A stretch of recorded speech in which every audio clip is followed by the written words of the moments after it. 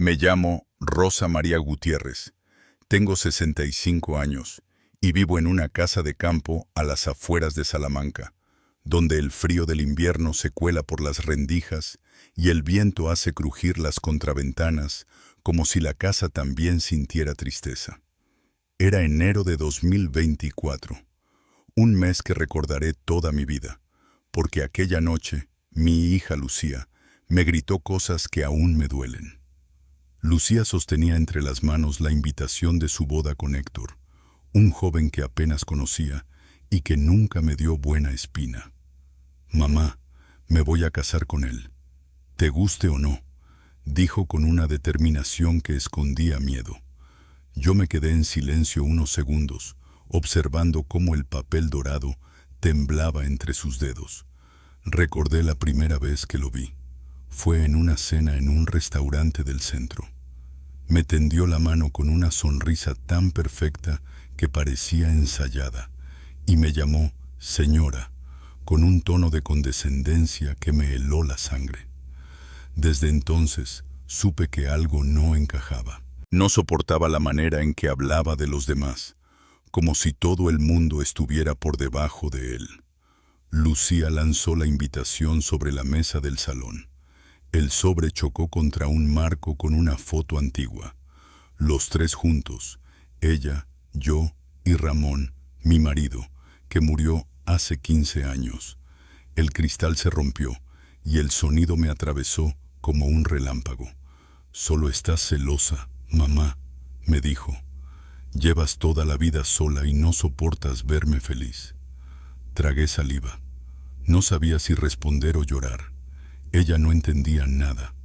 No sabía que apenas 2 meses antes, mi padre, su abuelo, había muerto a los 80 años, dejándome una herencia de 9 millones de euros, fruto de décadas de trabajo y sabiduría.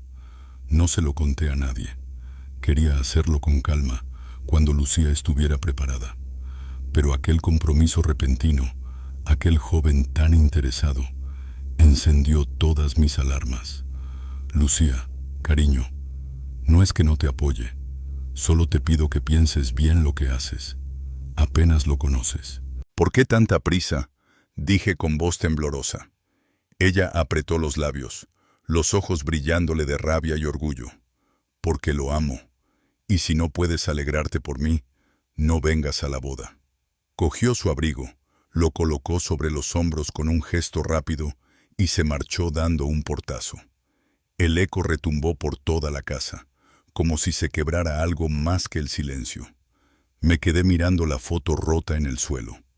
El rostro sonriente de mi hija de pequeña, con las mejillas manchadas de barro, contrastaba con la frialdad de la mujer que acababa de irse.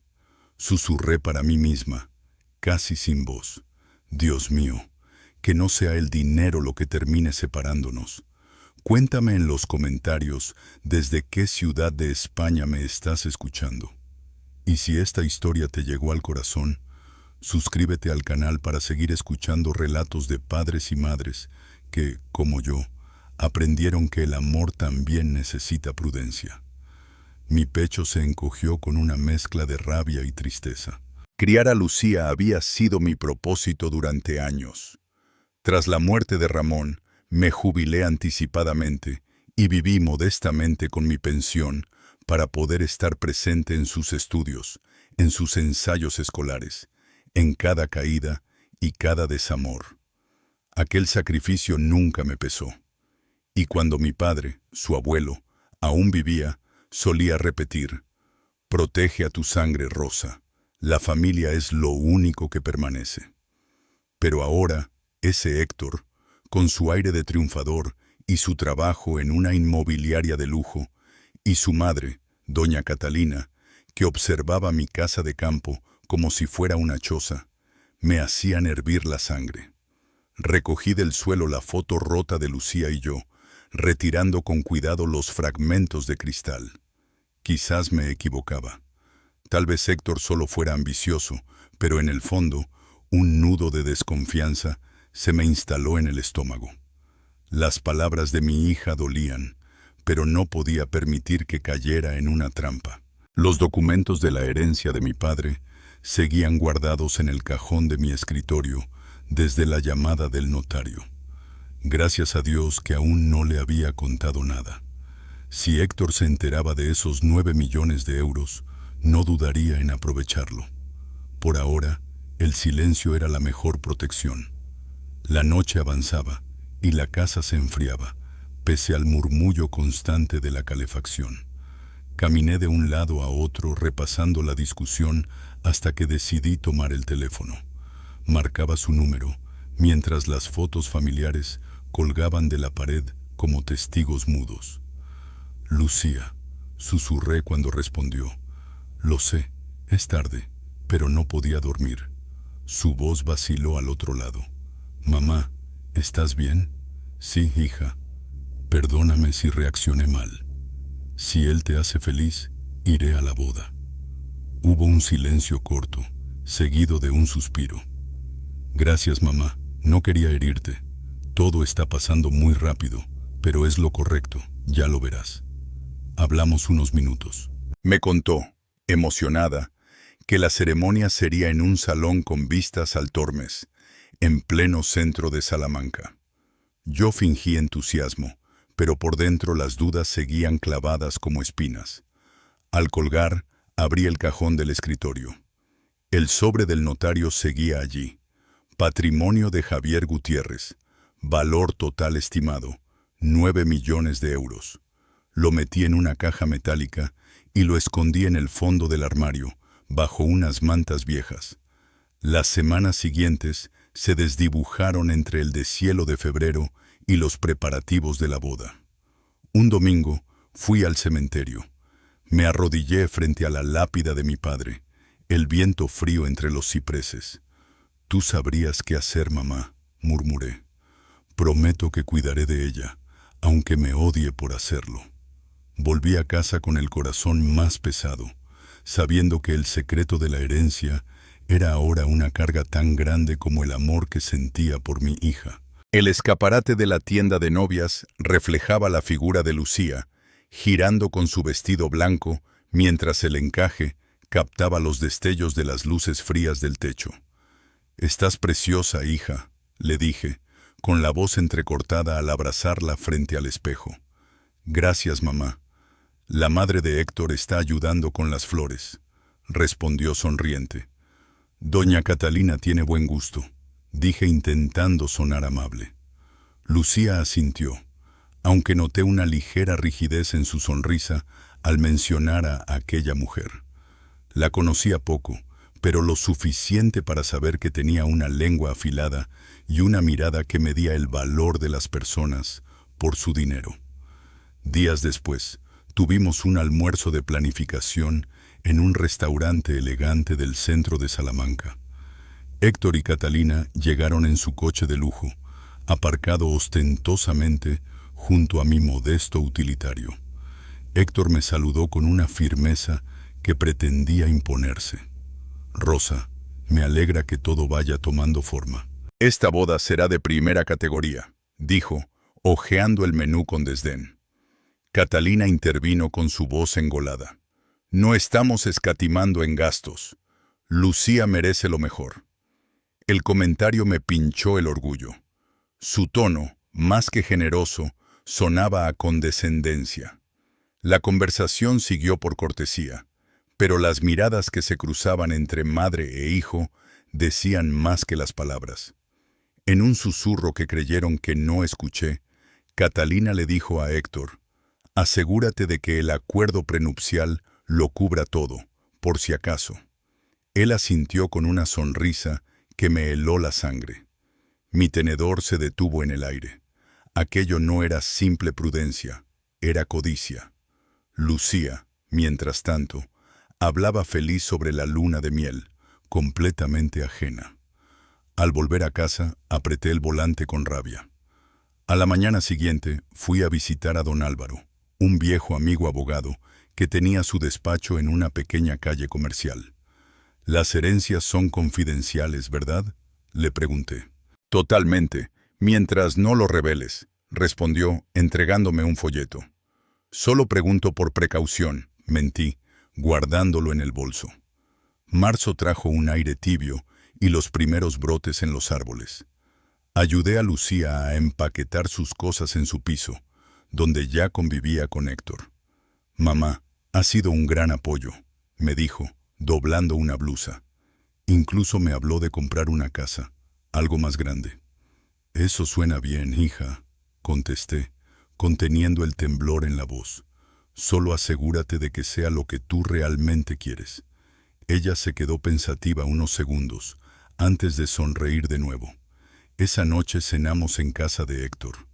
Catalina monopolizó la conversación, presumiendo de sus inversiones. Héctor, con el brazo alrededor de mi hija, se mostraba encantado de sí mismo. «Rosa, imagino que tendrás algún ahorro guardado de tus años de trabajo, ¿verdad?», preguntó con falsa naturalidad. Reí suavemente. «Lo justo para vivir tranquila», pero su mirada calculadora me dejó helada. Al despedirme en el porche, un escalofrío recorrió mi espalda. La boda era inminente, y algo en ellos me advertía que la verdadera tormenta estaba aún por llegar. Mientras me ajustaba la bufanda y caminaba hacia el coche, pensé, mi padre tenía razón.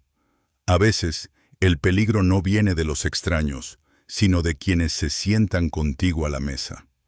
Los invitados se movían entre los candelabros del salón del centro de Salamanca, sus voces mezclándose con la música suave que flotaba en el aire perfumado a vino y flores.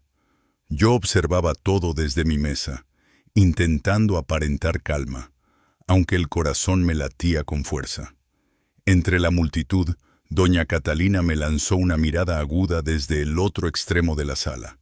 Estaba impecable, con un vestido azul oscuro y un collar que parecía una declaración de poder.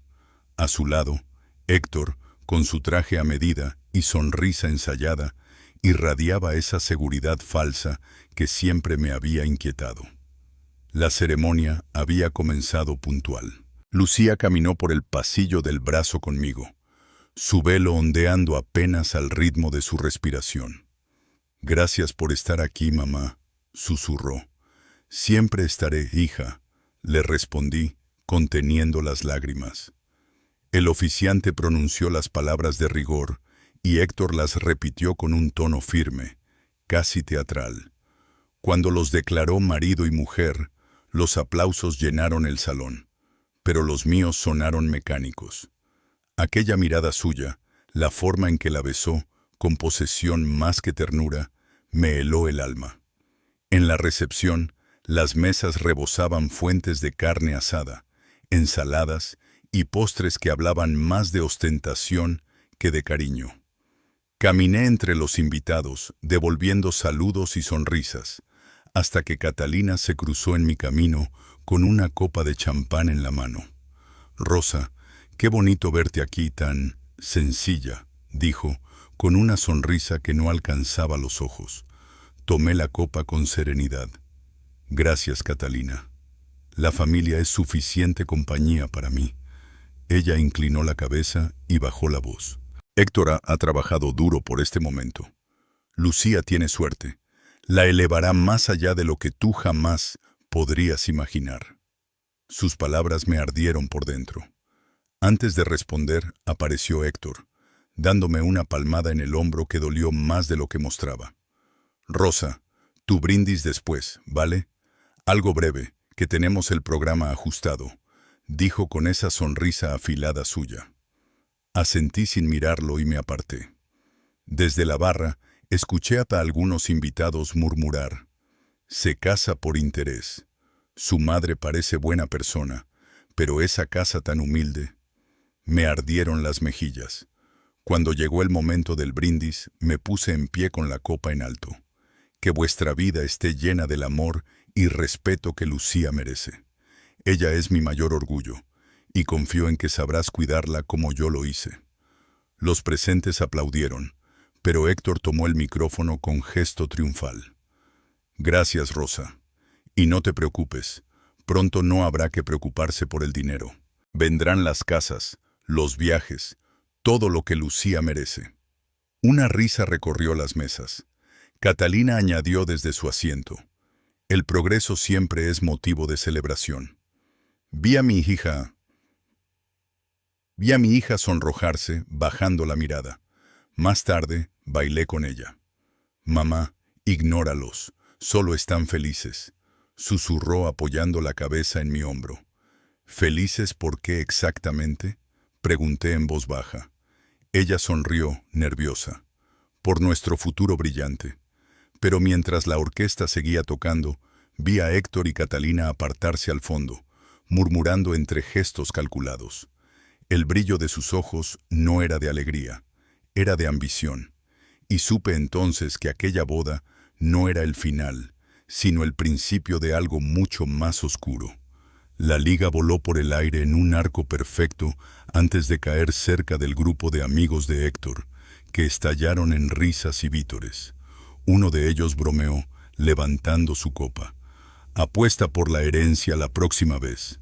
Héctor rió también, pero por un instante sus ojos se cruzaron con los míos. Esa mirada, aguda, calculadora, me heló la sangre.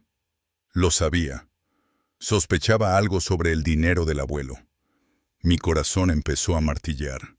Bendije en silencio mi prudencia por no haber mencionado jamás la herencia. La velada terminó con abrazos y promesas vacías. Lucía me abrazó fuerte a la salida. El aire de primavera olía a tierra mojada. Te quiero, mamá. Mañana nos vamos de luna de miel, me dijo con la voz emocionada.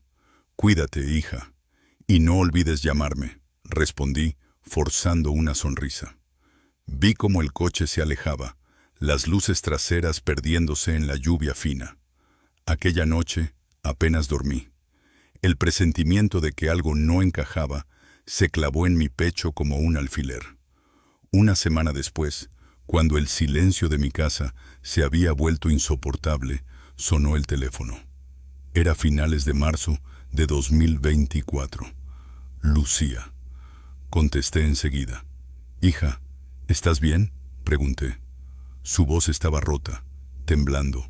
«Mamá, por favor, ven a buscarme. No puedo quedarme aquí. Está todo mal».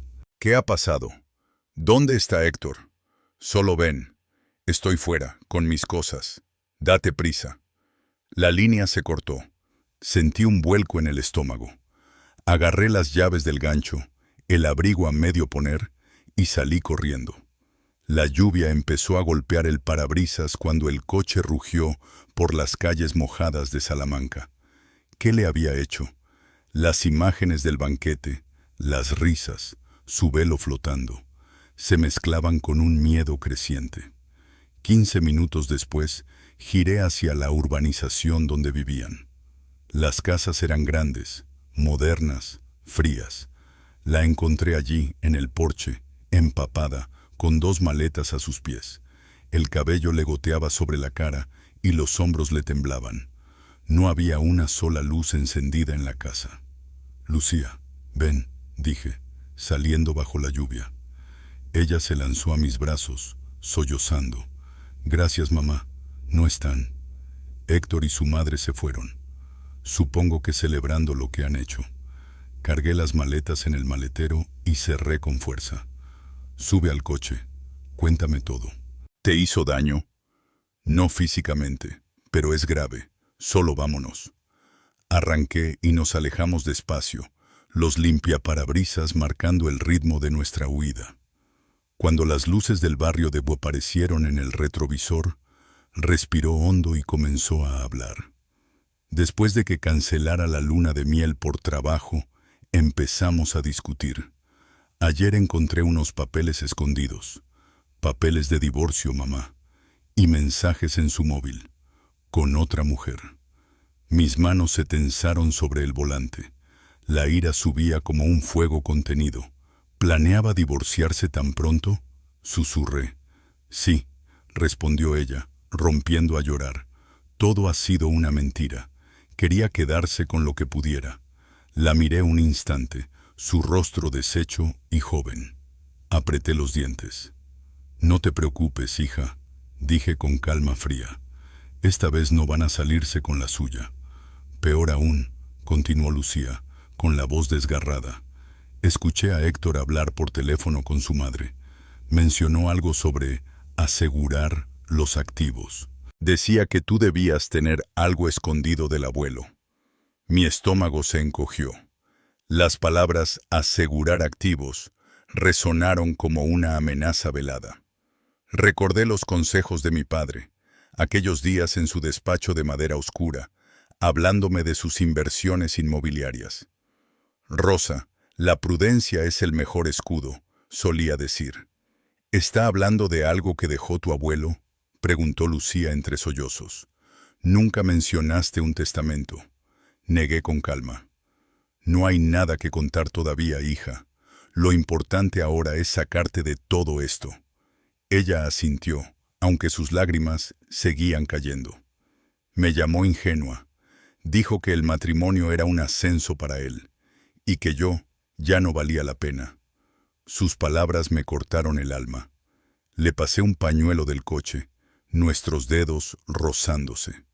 No digas eso, cariño. Él es el que no vale nada. Lucía respiró hondo, mirando por la ventana empañada. No lo sé todo todavía, pero antes de que se marchara, volvió a preguntarme por tus finanzas. Decía que querían asegurar el futuro familiar.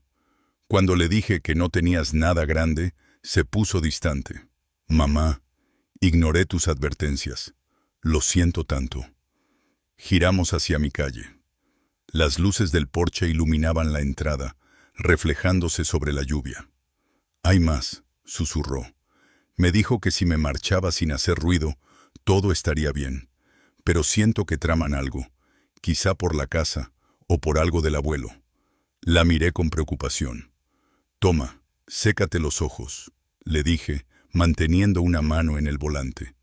Cuéntamelo todo, sin miedo. Empezó justo después de la boda, murmuró. Ni siquiera fuimos de luna de miel. Dijo que tenía demasiado trabajo. Ayer salí antes de la oficina y su coche estaba allí, pero la casa estaba silenciosa. Fui al dormitorio y lo encontré con una mujer. Mi agarre sobre el volante se endureció. Y después, cuando lo confronté, se limitó a decir que lo nuestro había sido un error. Me lanzó unos papeles de divorcio. Quería que los firmara rápido, sin escándalos. Lucía apretó el pañuelo con fuerza. Cogí su móvil. Había mensajes con ella desde hacía meses, y también con Catalina. Hablaban de ti, de activos, de asegurar la fortuna. Querían saber si el abuelo había dejado algo sin declarar. El aire se volvió denso.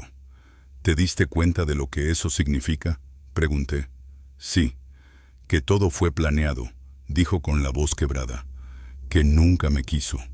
Y yo defendí a ese hombre delante de ti. Apreté el freno suavemente al detenerme frente a la casa. La lluvia repiqueteaba en el parabrisas como un metrónomo de rabia contenida. Escúchame, hija, dije con firmeza. No es tu culpa, ninguna. Tú amaste con el corazón limpio y ellos actuaron con codicia. Le acaricié el cabello mojado. Tu abuelo me pidió que te protegiera y eso haré. No importa lo que hayan planeado. Esta vez no tocarán nada que sea nuestro. Él es el mentiroso, Lucía, el engañador. Lo manejaremos con abogados, con la ley, con todo lo que haga falta. Ahora estás a salvo, le dije con firmeza. Ella se quitó el anillo de bodas y lo dejó caer en el portavasos. El sonido metálico fue débil, pero en mi pecho resonó como un trueno. Me siento tan estúpida, murmuró. Me precipité a todo. Pensé que era amor, independencia, pero era una farsa. Conducía despacio por la carretera mojada, las luces de las casas familiares difuminándose bajo la lluvia. Al llegar a mi camino de entrada, apagué el motor. Entra, hija. Te calientas un poco y hablamos con calma, le dije. Mientras bajábamos las maletas, un ruido de motor rompió el murmullo de la lluvia. Un coche se acercaba a toda velocidad. Los faros atravesaron la oscuridad como cuchillas. Frenó bruscamente frente a la casa, la grava saltando bajo los neumáticos. Héctor salió del vehículo con el rostro contraído de rabia. Era principios de abril, apenas unas horas después de haber llevado a Lucía de vuelta conmigo. Había llorado en la cocina, me había contado cada detalle, y después se había dormido en el sofá. Pero ahora la confrontación que temía había llegado antes de tiempo. Salí al jardín, el aire húmedo mordiéndome la piel. Me interpuse entre la casa y él. «Héctor, da media vuelta y márchate. No vas a llevarte a ningún sitio a mi hija», le advertí. Él cerró la puerta de un portazo y avanzó con los puños cerrados. «¿Dónde está Lucía? Sal, esto no ha terminado». Su voz resonó entre las fachadas vecinas. Algunas luces se encendieron. Crucé los brazos y mantuve mi posición. «Está dentro, a salvo. Tú la traicionaste y se acabó. Márchate antes de que llame a la policía». Se rió amargamente. ¿A salvo de qué? ¿De sus propias decisiones? Ella eligió casarse conmigo. ¿Y tú? ¿Qué crees? ¿Que podrás esconder lo que tienes? Catalina conoce a gente. Tarde o temprano conseguiremos lo que nos pertenece. Sus palabras me helaron la sangre, pero también encendieron mi ira. «Tus amenazas no sirven aquí. Vete o haré esa llamada ahora mismo. Lucía no quiere verte». Por la ventana vi a mi hija asomarse, el rostro pálido, una mano temblando en la cortina. Héctor la vio y suavizó la voz. «Cariño, ven, podemos arreglarlo. Tu madre te está llenando la cabeza de tonterías». Ella no se movió. Yo di un paso adelante, con la voz baja y firme. «Ya ha terminado de hablar contigo. Márchate». Héctor se detuvo, me lanzó una mirada cargada de desprecio y soltó una última amenaza. «Está bien, Rosa, pero recuerda, Catalina ya se está moviendo. Sabemos más de lo que crees. Te arrepentirás de esto». Abrió la puerta de su coche con un chirrido y desapareció entre la lluvia. Cerré la puerta principal, respirando con dificultad. En el pasillo, Lucía me esperaba abrazándose los brazos. «Se ha ido», le dije. «Ahora veremos esos papeles. Mañana a primera hora buscaremos un abogado». Asintió, hundiéndose en la silla de la cocina. «De acuerdo, mamá, pero hay algo más que necesitas saber». «¿Y si de verdad sabe lo de la herencia, mamá?», preguntó Lucía con la voz apagada. «Entonces necesitaremos un plan», respondí mientras observaba cómo la luz de la mañana entraba por las persianas de la cocina, formando rayas doradas sobre la mesa donde las dos sosteníamos tazas de café humeante. Era abril de 2024, y aunque Héctor se había marchado la noche anterior, el aire de la casa aún vibraba con la tensión de su visita. Lucía removía el café sin probarlo, los ojos hinchados por la falta de sueño. «No podemos esperar», dijo finalmente. «Estos papeles de divorcio están llenos de trampas. Tengo que presentar la demanda primero». Dejé la taza sobre el plato con un suave tintineo.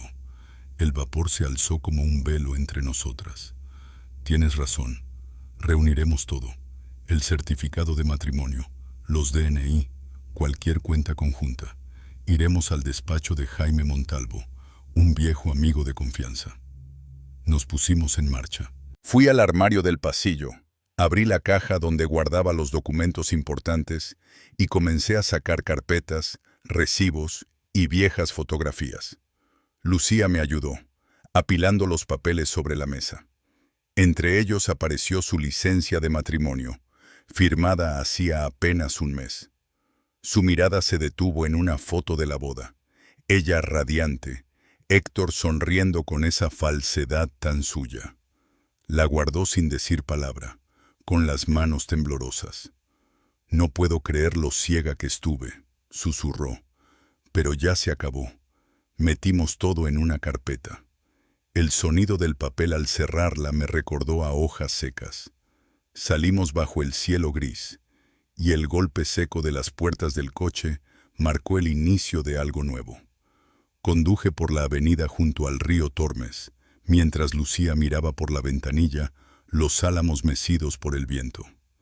¿Y si él intenta jugar sucio? Anoche me escribió otra vez, insistiendo en lo de los activos, dijo con preocupación. Cruzaremos ese puente cuando lleguemos, le respondí, intentando sonar tranquila. El zumbido constante de los neumáticos me llevó de vuelta a los viajes con mi padre, cuando me hablaba de paciencia y estrategia. Nunca respondas al impulso, Rosa. La prudencia es poder, solía decir. Llegamos al edificio de oficinas en el centro. El aparcamiento estaba medio lleno y un ligero olor a café se filtraba desde el interior. Nos recibió la secretaria y nos condujo hasta el despacho de Jaime, un hombre de unos 60 años, calvo y con gafas finas, rodeado de montones de carpetas y un donut olvidado al lado de su ordenador. Rosa, Lucía, saludó poniéndose de pie. Situación complicada, pero la resolveremos. Extendimos los documentos sobre su escritorio. Él los hojeó con atención, su bolígrafo golpeando rítmicamente la mesa. Motivos de divorcio. Infidelidad comprobada. Tenemos mensajes y pruebas.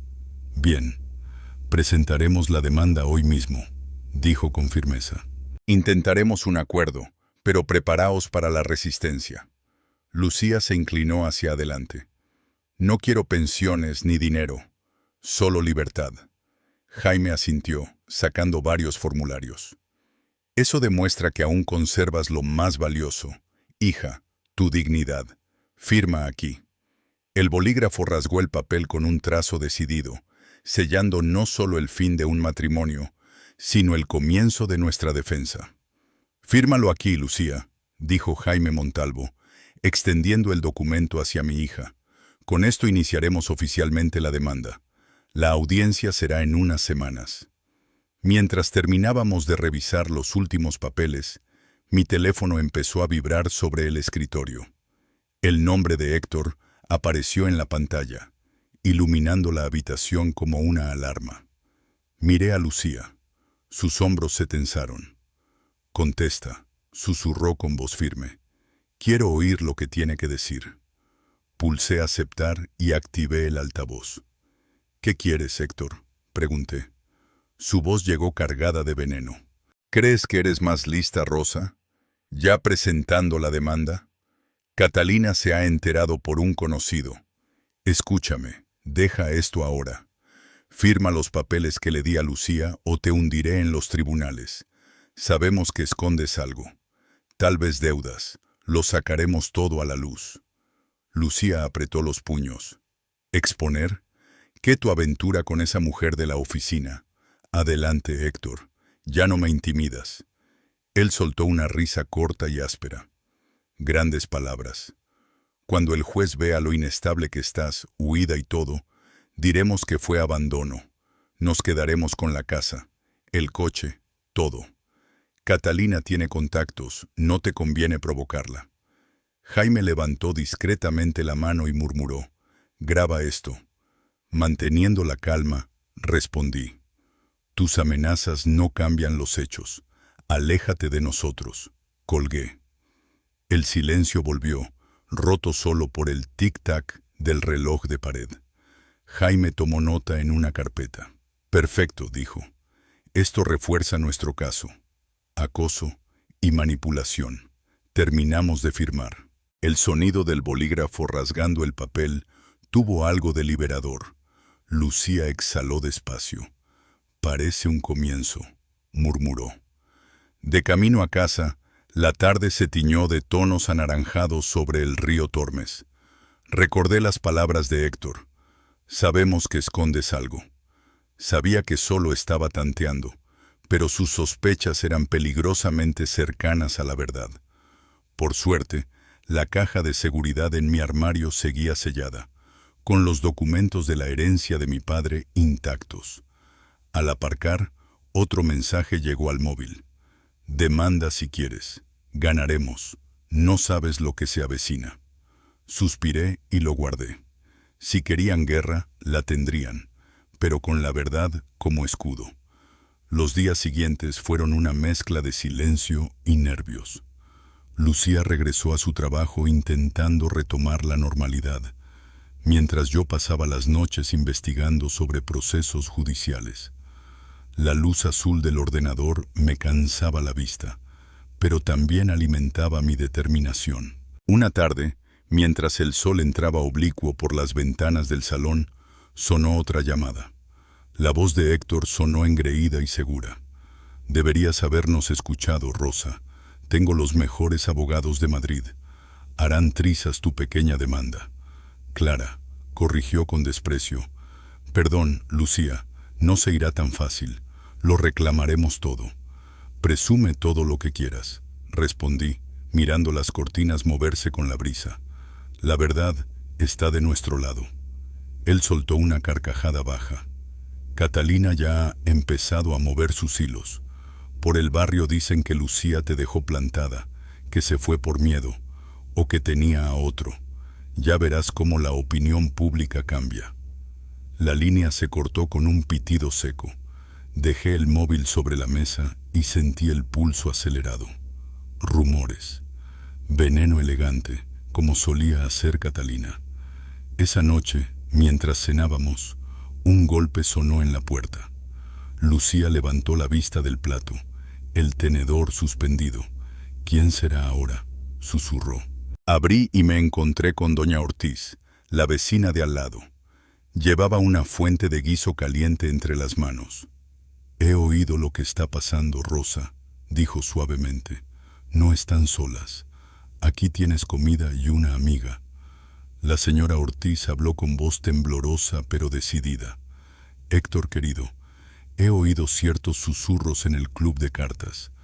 Catalina dice que Lucía dejó a Héctor sin motivo, insinuando que es inestable y que incluso tuvo una aventura». Lucía se apoyó en el umbral, pálida, las manos cruzadas sobre el pecho. «Eso es mentira», dijo. «Ella tergiversa todo para que yo quede mal». Doña Ortiz asintió con empatía. «Lo vi en el grupo del vecindario en las redes. Se está extendiendo». Entregó la fuente con cuidado. Cerré la puerta y eché el cerrojo. Lucía paseaba de un lado a otro, enfadada y preocupada. «Están jugando sucio.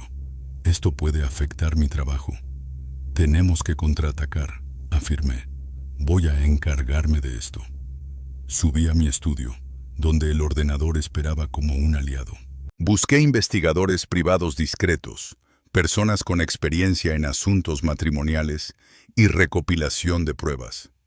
Encontré a un ex policía con buenas referencias y reputación de eficacia.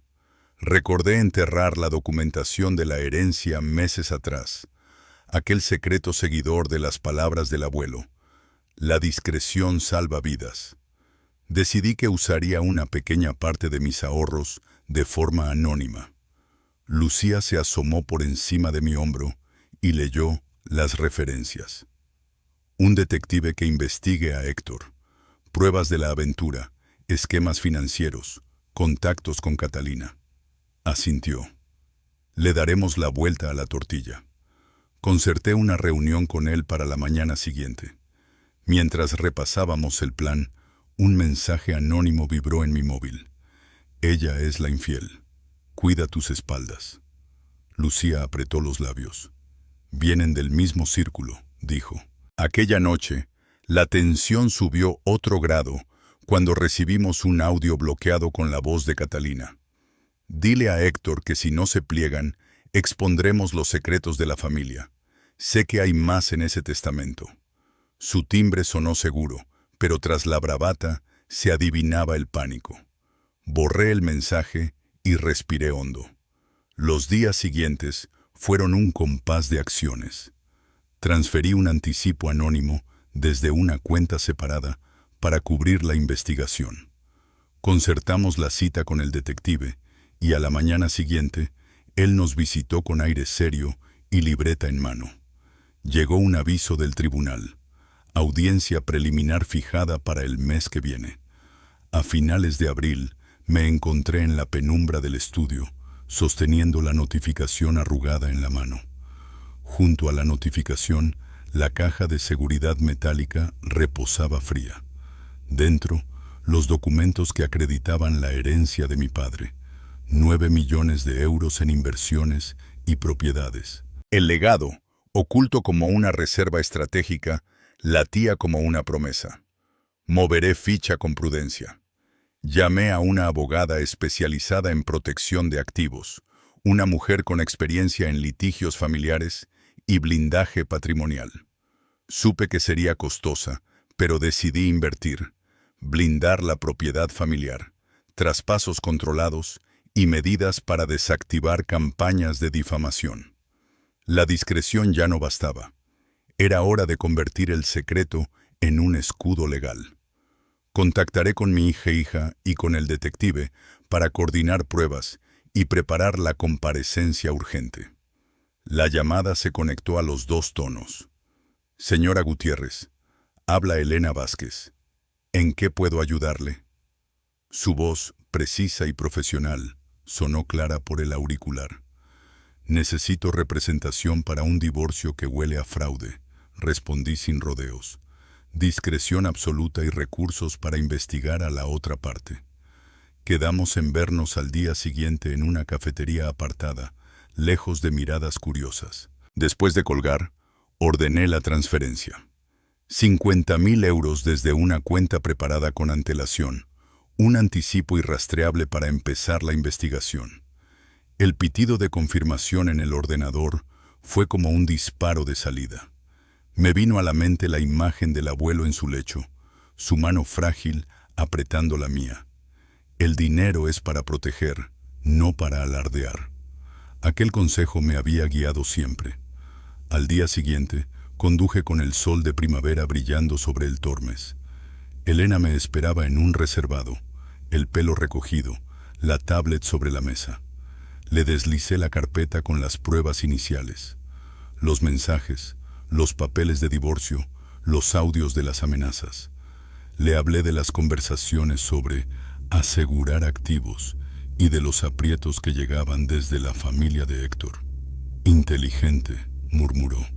Conozco a un investigador serio, un exagente con olfato para rastros financieros. Podrá seguir movimientos, detectar transferencias sospechosas y localizar sociedades pantalla. Autorice otra transferencia para su trabajo. Así lo hice. Las semanas siguientes fueron una mezcla de paciencia y actividad oculta.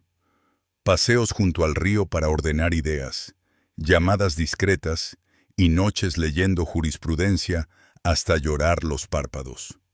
Lucía retomó su trabajo. Su presencia tranquila me anclaba.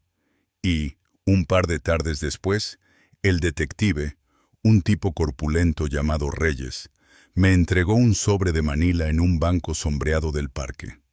Al abrirlo, el mundo pareció encogerse. Fotos con marcas de tiempo, capturas de reuniones de Héctor con notarios, documentos que sugerían transferencias antedatadas a nombres de empresas opacas, apuntes donde figuraba el apellido Vargas. Habían hecho pesquisas en registros públicos. Alguien, desde dentro, había sondeado el historial del testamento del abuelo. Hay más, me dijo Reyes.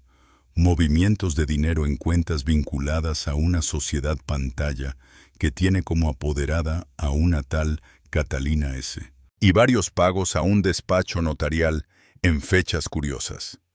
Una foto me clavó. Héctor firmando frente a un notario con sonrisa complaciente, mientras un documento señalaba la búsqueda sobre patrimonio Javier Gutiérrez. Lo sostuve en las manos y sentí como la sangre me golpeaba las sienes. Esto es oro, susurré. Elena, en su despacho, fue colocando todo como quien arma una fortaleza. Contrademandas por angustia emocional, peticiones de medidas cautelares para impedir disposición de bienes, solicitud de copia de movimientos bancarios y citación de notarios implicados. Me aconsejó blindar la caja fuerte, solicitar bloqueo preventivo en cuentas comunes y pedir al juez la intervención prudencial del patrimonio mientras se esclarece la veracidad de las transferencias. Guardaremos esto para la audiencia, indicó Elena. No lo difundas. Dejaremos que ellos se precipiten. Si presentan pruebas falsas, las desmontaremos en el estrado. Mientras salía del despacho, sentí una mezcla de rabia y alivio. Teníamos pruebas y había manos expertas. La notificación para la vista preliminar quemaba en el bolsillo. La fecha estaba marcada, y con ella nuestra obligación de transformar el legado del abuelo, escondido y ahora revelador, en la defensa de la familia. Preparé la caja fuerte, cerré la puerta del estudio y por primera vez en días dormí con la sensación de que la verdad ya no era solo un secreto, sino un arma lista para ser usada con justicia. La sala del tribunal permanecía tensa mientras la jueza escuchaba cada palabra con atención. Firmé más fondos y volví a guardar los millones restantes en la caja fuerte. Un acto simbólico de contención en medio de la tormenta. Había llegado el día de la audiencia. Más de un año desde la boda, meses de testimonios, retrasos por parte de Héctor y nuestra silenciosa acumulación de pruebas. Lucía caminó a mi lado, la mano apretando la mía, y nos sentamos en los duros bancos de madera, observando cómo la sala se llenaba de murmullos y miradas impacientes. El primer testigo fue el notario Pérez. Bajo juramento describió la escritura que había autorizado, pero al contrainterrogarlo, Elena expuso contradicciones.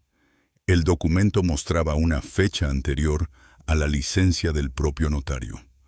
Mostramos fotografías con marcas temporales obtenidas por el detective Reyes, que los situaban recibiendo sobres en fechas coincidentes con transferencias bancarias sospechosas. El murmullo en la sala se transformó en un silencio cortante. Catalina intentó minimizar los hechos, declarando que todo se formalizó por protección. Pero las pruebas hablaban por sí solas. Cuando tomó la palabra Catalina, su voz sonó medida y orgullosa, pero bajo el peso de las preguntas de Elena, comenzó a titubear. Alegó préstamos, pagos por servicios y formalizaciones de rutina. Elena presentó extractos bancarios, coincidencias en firmas, movimientos a sociedades pantalla y recibos que conectaban a apoderados con el círculo de Catalina. También aportamos correos electrónicos y documentos antedatados que demostraban que ciertas escrituras se prepararon con antelación para apropiarse de activos. Héctor no pudo evitar mostrarse inquieto. En un receso se le oyó susurrar a su abogado y a su madre: «Ríndete, Rosa, nos lo llevaremos todo». La amenaza sonó vil, pero la sala ya conocía nuestras pruebas. Elena solicitó medidas cautelares: bloqueo preventivo de cuentas específicas, embargo provisional sobre las propiedades indicadas y prohibición de disposición de bienes hasta que se aclararan las irregularidades. La jueza, tras valorar las evidencias iniciales y la gravedad del riesgo de perjuicio patrimonial, dictó providencias urgentes que ordenaban el inmediato cumplimiento de esas medidas. La resolución cayó como un bálsamo y una advertencia. Los alguaciles comenzaron a notificar bloqueos y embargos, mientras Héctor lanzaba miradas furiosas en mi dirección. Catalina mantuvo una compostura altiva, pero sus ojos ya no escondían ansiedad. Afuera, los vecinos comentaban la noticia con incredulidad. Algunos inclinaban la cabeza en señal de apoyo. Lucía apretó mi mano hasta hacer daño, su esperanza encendiendo una luz nueva. Habíamos logrado frenar la maniobra más peligrosa. Salimos del juzgado con el peso de la batalla aún por delante, pero con tiempo ganado. La prudencia y la verdad, armadas con pruebas sólidas, comenzaban a inclinar la balanza a nuestro favor. Contrataremos peritos contables y testigos expertos. Ampliaremos la investigación forense y mantendremos la estrategia hasta que la justicia restituya lo que corresponde a Lucía y castigue a quienes intentaron aprovecharse de su inocencia. No desfalleceremos ni un segundo, nunca. El juez golpeó de nuevo el mazo. La sala enmudeció. Además, prosiguió, remitiré este caso a la Fiscalía por falsificación de documentos y soborno. El murmullo fue inmediato. Héctor y Catalina intercambiaron una mirada pálida, como si el aire se hubiese vuelto demasiado espeso. A mi lado, Lucía respiró por primera vez en minutos, sus manos temblorosas buscando las mías. Elena no perdió un segundo. Señoría, solicitamos que se anulen todas las escrituras y sesiones firmadas bajo fraude y que se restituyan los bienes a su estado original. La jueza asintió lentamente, hojeando el expediente como si pesara toneladas. Accedido. Ordeno la suspensión inmediata de cualquier operación relacionada con la propiedad o las cuentas conjuntas. Dictó con voz grave. Y quiero la comparecencia de los señores López y notario Pérez. Miró directamente a Héctor. En la Fiscalía antes de 10 días. El golpe del mazo fue definitivo. El juicio se suspendió temporalmente. Salimos de la sala mientras los periodistas aguardaban fuera. Los flashes intermitentes reflejándose en los ventanales del Palacio de Justicia de Salamanca.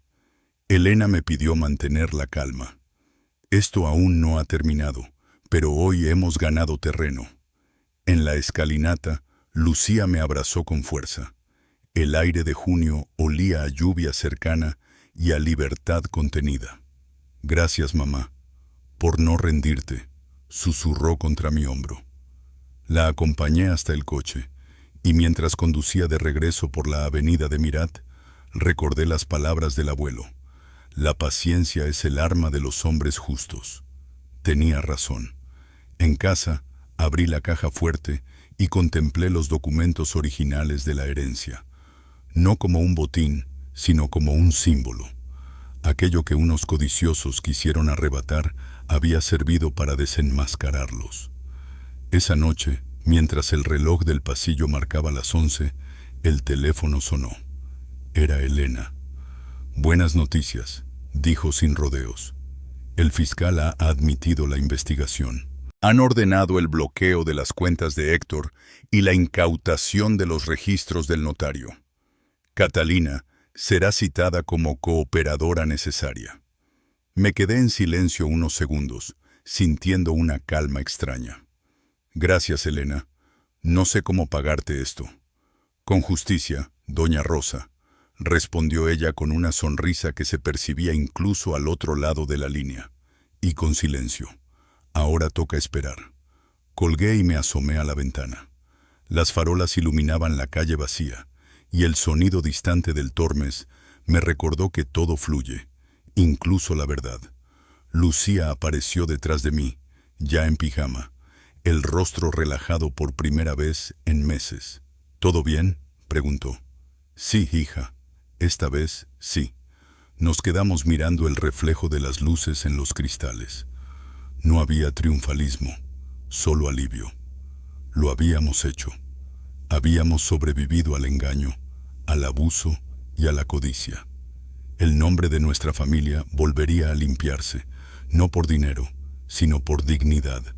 Y mientras el reloj marcaba la medianoche, supe que aquel no era el final, sino el principio de la verdadera reparación. La voz de la jueza retumbó en la sala con la solemnidad de una campana final. La señora Estrada y el notario Pérez deberán presentarse ante la Fiscalía. Se les investigará por falsificación y fraude documental. Catalina Estrada, la madre de Héctor, se levantó bruscamente, su rostro desencajado, el maquillaje comenzando a correrle por las mejillas. «No puede hacer esto», gritó, su tono oscilando entre la indignación y el miedo. Solo intentábamos protegernos de su inestabilidad. La abogada Elena Vázquez mantuvo la compostura. «¿Protegerse?», dice, replicó con firmeza. «Sus movimientos bancarios demuestran otra cosa. Codicia. Llevaban meses planeando este fraude. Elena levantó un dossier. Correos electrónicos entre usted y el notario Pérez, fechados antes de la boda, coordinando el esquema de falsificación. El murmullo del público creció, como un viento de incredulidad. La abogada colocó una grabadora sobre la mesa y pulsó play. La voz de Catalina llenó el aire. Cuando logremos asegurar la herencia de Rosa mediante el matrimonio, la venderemos todo antes de que sospeche. Los murmullos se convirtieron en exclamaciones. Héctor se desplomó en su asiento, las manos cubriéndose el rostro. Eso está sacado de contexto, balbuceó. La jueza permaneció imperturbable. Suficiente. Declaro disuelto el matrimonio entre Lucía Molina y Héctor Estrada. No habrá división de bienes. Las costas judiciales y honorarios serán cubiertos por el demandado. El golpe del mazo fue seco, final. El notario se levantó con las manos temblorosas mientras el alguacil se acercaba. El chasquido metálico de las esposas selló la escena. Catalina se quedó inmóvil, pálida, su hijo incapaz de mirarla. Lucía y yo recogimos los documentos en silencio. Al salir al pasillo, ella me tomó del brazo con un suspiro de alivio.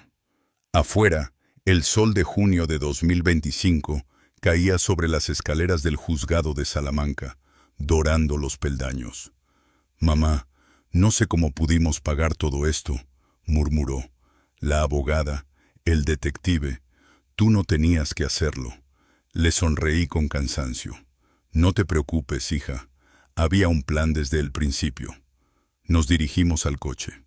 La ciudad bullía de ruido, pero dentro del vehículo reinaba un silencio cálido, una paz nueva. Al llegar a casa, abrí la puerta del estudio. La caja fuerte seguía en su rincón, imperturbable, testigo de meses de secretos. «Lucía», dije señalando el sofá, «siéntate, hay algo que debes saber». Ella me miró con el ceño fruncido. «¿Qué ocurre, mamá?» Giré la llave y saqué un sobre grueso. «Tu abuelo, Javier Gutiérrez, nos dejó un legado, 9 millones de euros. Lo oculté por prudencia, temía que lo usaran contra ti». Lucía se llevó las manos a la boca. «¿9 millones? ¿Y lo guardaste todo este tiempo?» Asentí. «El abuelo me enseñó una lección. Protege a tu sangre, Rafael, porque los buitres no descansan». Ella rompió a llorar, esta vez no de tristeza, sino de alivio. Nos abrazamos mientras el reloj marcaba las 8 y el sol descendía sobre las tejas de Salamanca. Por primera vez en mucho tiempo, la justicia y la dignidad habían vuelto a nuestra casa. Rosa María Gutiérrez sonrió con una mezcla de alivio y melancolía. Frente a él, Lucía seguía repasando los documentos, la vista nublada por lágrimas contenidas. Cuando los vi tan seguros de su victoria, supe que había hecho lo correcto, murmuré. Mantenerlo oculto nos salvó de sus garras. Lucía alzó la mirada, los ojos húmedos y brillantes. «Todo este tiempo dejaste que pensaran que estábamos arruinados. Aguantaste sus burlas, sus humillaciones. Por mí». «Siempre por ti, hija», respondí con calma, atrayéndola hacia mí. Su cabeza descansó en mi hombro, el peso de los meses cayendo al fin. El silencio del salón se llenó de recuerdos. La luz del atardecer filtrándose por las cortinas, el leve chasquido del reloj en la pared y en mi mente, la voz serena del abuelo Javier, enseñándome lecciones de prudencia en su viejo estudio de Salamanca. Podía verlo moviendo las piezas de ajedrez, sonriendo con esos ojos que escondían toda una vida de sabiduría. Construyó todo esto en silencio, para la familia, susurré. Ahora nos toca a nosotros hacerlo valer, no solo con dinero, sino con dignidad. Lucía hojeó una de las carpetas y entre los papeles encontró una hoja doblada con la letra firme del abuelo. «Mamá, mira esto», dijo, desplegándola con cuidado. Leí las líneas en voz baja. «Rafael, Dile a Lucía cuando sea seguro. Este legado no es solo riqueza, es fortaleza. Proteged lo que realmente importa. Lucía sonrió entre lágrimas. Él lo sabía. Siempre supo que llegaría este momento. Sí, asentí. Todas esas historias que te contaba de niña, sobre cómo reconocer a los falsos y valorar a los leales, eran su manera de prepararte. Pasamos el resto de la tarde hablando de él, recordando su risa pausada, sus paseos por el Tormes, sus consejos sobre la paciencia. El té humeaba sobre la mesa, el aroma a hierba luisa mezclándose con el polvo de los álbumes antiguos. ¿Y ahora qué haremos, mamá?, preguntó Lucía con una sonrisa tímida. Ahora, hija, empezamos de nuevo. El dinero servirá para reconstruir, no para vengarnos. Quizás un viaje a esos lagos que el abuelo tanto amaba, allí donde solíamos pescar los tres. Saqué de la estantería un álbum gastado, las páginas amarillentas llenas de momentos que creí perdidos. En una foto, Lucía con 10 años sostenía una caña, riendo mientras el abuelo fingía tropezar en la orilla. Reímos juntos, con un nudo dulce en la garganta. Fuera, el sol se apagaba lentamente sobre las calles tranquilas de Salamanca, tiñendo las tejas de cobre y oro. Sentí, por primera vez en mucho tiempo, que la calma era real. El pasado quedaba cerrado, el futuro abierto. Mi historia podría haber terminado como una tragedia familiar, pero al desaparecer por un tiempo, todos encontramos algo mucho mejor. Una familia real, construida sobre el respeto, la gratitud y el amor genuino. ¿Te ha gustado mi historia? Cuéntame desde qué ciudad nos estás viendo. Si te ha inspirado, deja un me gusta y suscríbete al canal. Nos vemos en la próxima historia, porque nunca es demasiado tarde para empezar de nuevo.